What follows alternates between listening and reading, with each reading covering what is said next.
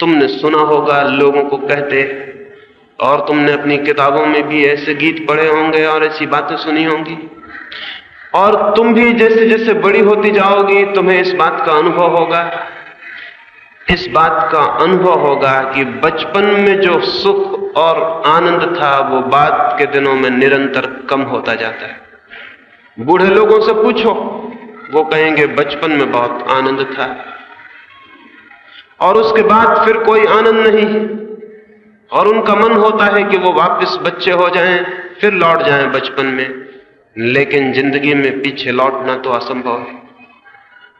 लेकिन ये बात कि लोग कहते हैं कि बचपन बहुत आनंद का काल है, क्या अर्थ रखती है? ये देखने में बहुत अच्छी मालूम पड़ती है, ये बात बहुत गलत और बहुत खतरनाक है। इस बात का ये मतलब है कि बचपन के बाद जिंदगी रोज ज्यादा से ज्यादा दुखी होती चली जाती। होना तो चाहिए था उल्टा, होना तो यह चाहिए था कि बचपन के बाद जिंदगी रोज रोज ज्यादा खुशी और आनंद से भरती जाती, क्योंकि बचपन तो है शुरुआत। बुढ़ापे के अंतिम दिन सर्वाधिक आनंद के और शांति के और संगीत के दिन होने चाहिए थे, क्योंकि जीवन विकसित हो रहा है। अगर जीवन विकसित हो रहा है तो बचपन तो शुरुआत है, प्रारंभ है, बुढ़ापा पूर्णता है। तो बुढ़ापे में आनंद, बुढ़ापे में उपलब्धि, बुढ़ापे में ऐसा लगना चाहिए था कि हम जीवन जिए और हमने कुछ पाया।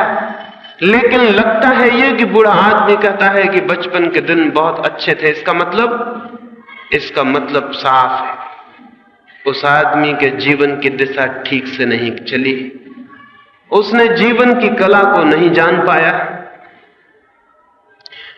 वो जीवन कैसे विकसित हो इसके रहस्य को नहीं समझ पाया, वो उन सूत्रों को नहीं पहचान पाया जिनके द्वारा जीवन निर्मित होता, कुछ उपलब्ध होता, कोई संपदा मिलती।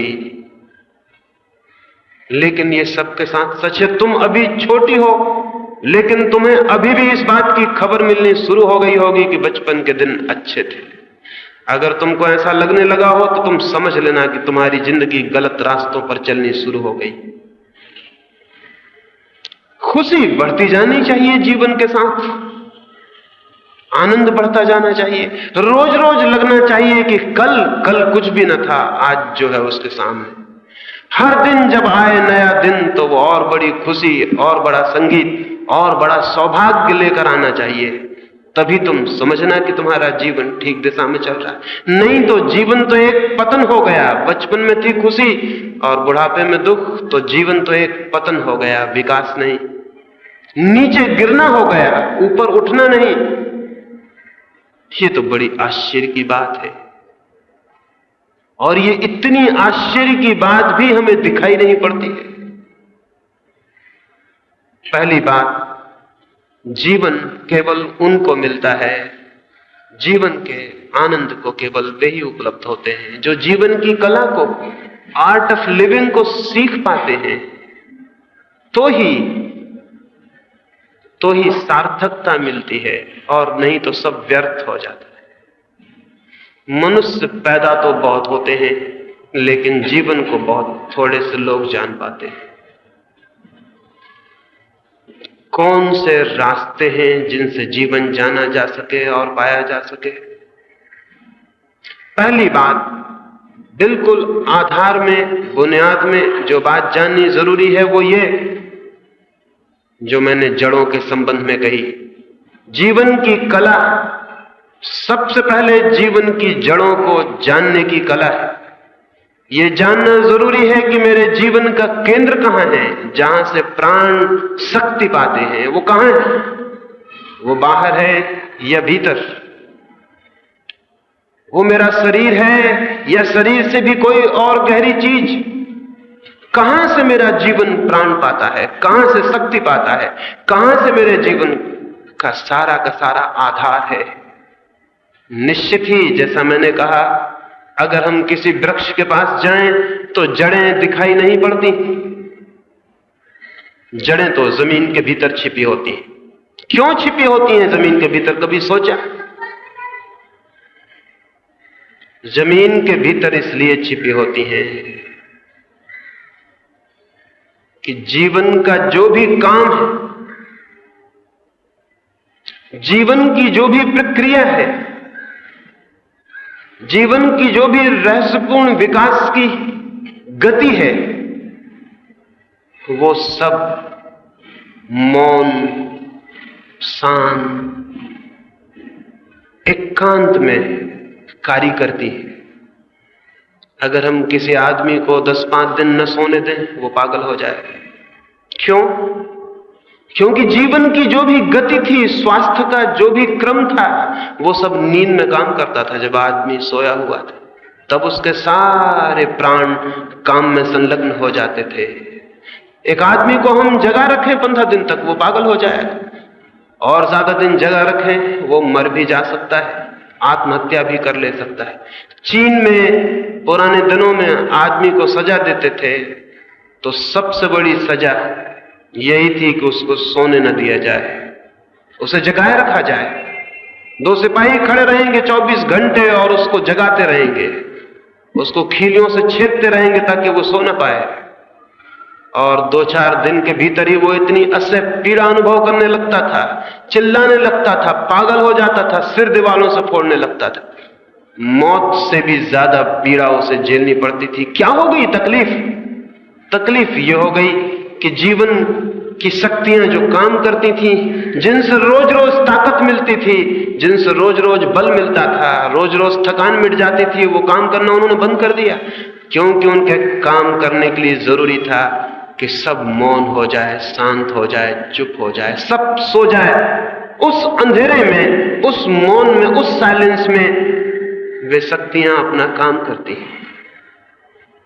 बच्चा मां के पेट में बड़ा होता है, दिखाई नहीं पड़ता, अदृश्य। जड़ें जमीन के भीतर छिपी होती हैं, दिखाई नहीं पड़ती हैं और काम करती रहती हैं। हमारे शरीर में 24 घंटे जीवन काम कर रहा है, हमें पता भी नहीं चलता। खून बह रहा है, हड्डियां बन रही हैं, मांस बन रहा है। तुमने खाना खा लिया है, वो अंधेरे में जाके पच रहा है, खून बन रहा है, मांस बन रहा है। सारा जीवन अंधेरे में मौन काम कर रहा है। एक एक आदमी के शरीर के भीतर इतनी बड़ी फैक्ट्री काम कर रही है कि अगर वो शोरगुल करे तो दुनिया में जीना मुश्किल हो जाए। अब तक आदमी कोई फैक्ट्री नहीं बना सका जिसमें रोटी से खून बन सके, जिसमें हम रोटी डालें और खून तैयार हो जाए, जिसमें हम घास डालें और दूध बन जाए, जिसमें हम कुछ चीजें डाल दें और हड्डियां तैयार हो जाएं। अब तक हम तैयार नहीं कर पाए। हम नहीं तैयार कर पाएंगे, क्योंकि जो भी हम तैयार करेंगे वो इतना ऊपर और साफ होगा, और जिंदगी के काम के लिए इतना चुप, इतना मौन, इतनी सीक्रेसी चाहिए, इतनी गुप्तता चाहिए कि उसका किसी को पता भी ना चले। तुम्हें शायद ये भी पता नहीं कि सारे जगत में तुम्हें जहां भी जीवन काम करता हुआ दिखाई पड़ रहा है, उसे चाहे जीवन कहो, चाहे परमात्मा कहो, वो बिल्कुल मौन और अंधेरे में खड़ा हुआ काम कर रहा है। लोग कहते हैं परमात्मा कहां है? वे परमात्मा को सामने देखना चाहते हैं। छोड़ दें परमात्मा को, पूछे किसी से जीवन कहां है, तो जीवन भी कहीं खोजने से न मिलेगा। जीवन भी मौन, जड़ों में, अंधेरे में काम कर रहा है, चुपचाप। उसी जीवन से सारे पौधे पैदा होते हैं, पशु और पक्षी और मनुष्य और चांद और तारे। उसी जीवन की अंधेरे में छिपी हुई प्रक्रियाओं से सब कुछ पैदा हो रहा है। लेकिन नासमझी में ये हो सकता है कि हम मान लें कि जो दरख्त दिखाई पड़ रहा है ऊपर जमीन के, वही सच है, भीतर छिपी हुई जड़ें है ही नहीं, क्योंकि दिखाई नहीं पड़ती। जो नहीं दिखाई पड़ता वो नहीं है। अगर हम ये तर्क हमारे ख्याल में हो, जो हम सबके ख्याल में है, जो दिखाई पड़ता है वो है, जो नहीं दिखाई पड़ता वो नहीं। अगर ये ख्याल हमारे ऊपर आ जाए तो फिर हम जड़ों की फिक्र छोड़ देंगे, पौधों की, पत्तों की फिक्र करेंगे, शाखाओं की फिक्र करेंगे। क्या ये पौधा बहुत दिन जिएगा? और अगर जिएगा भी तो रोज रोज कुम्हलाता जाएगा, रोज रोज इसकी हरियाली कम होती जाएगी, रोज रोज इसमें फूल आने कम होते चले जाएंगे।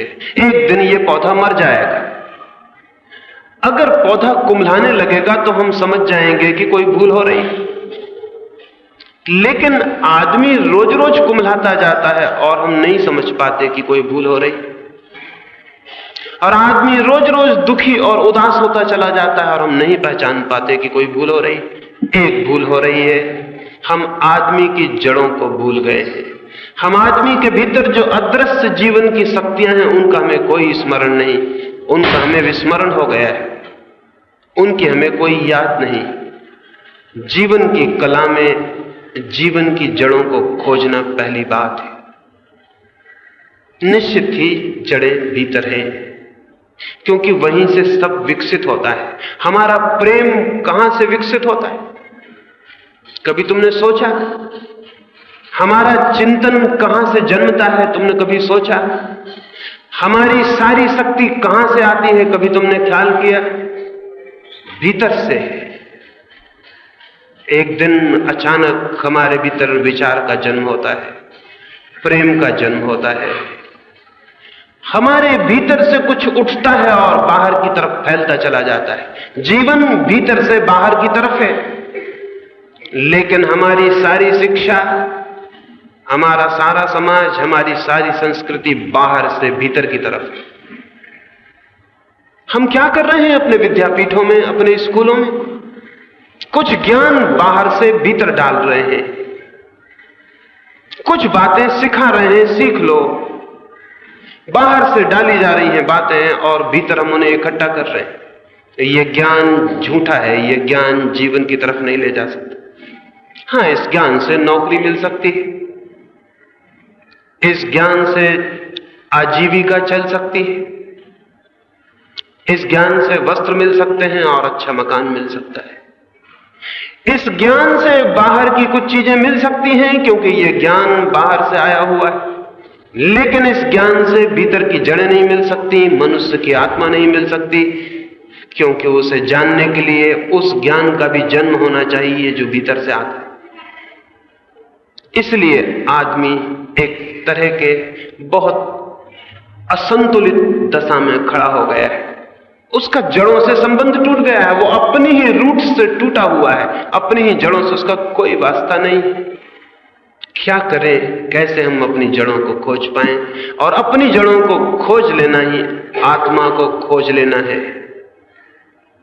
धर्म का यदि कोई अर्थ है तो यही कि व्यक्ति अपनी आत्मा को कैसे खोज ले। और आत्मा से मतलब है जीवन की जड़ें, जहां से हमारे जीवन के पौधे में सारी शाखाएं निकलती हैं, उस जगह को हम कैसे खोज लें। और अगर हम उसे खोज पाएं तो हमारा आनंद प्रतिदिन बढ़ता चला जाएगा और हमारे जीवन की हरियाली बढ़ती चली जाएगी और हमारी खुशी बढ़ती चली जाएगी।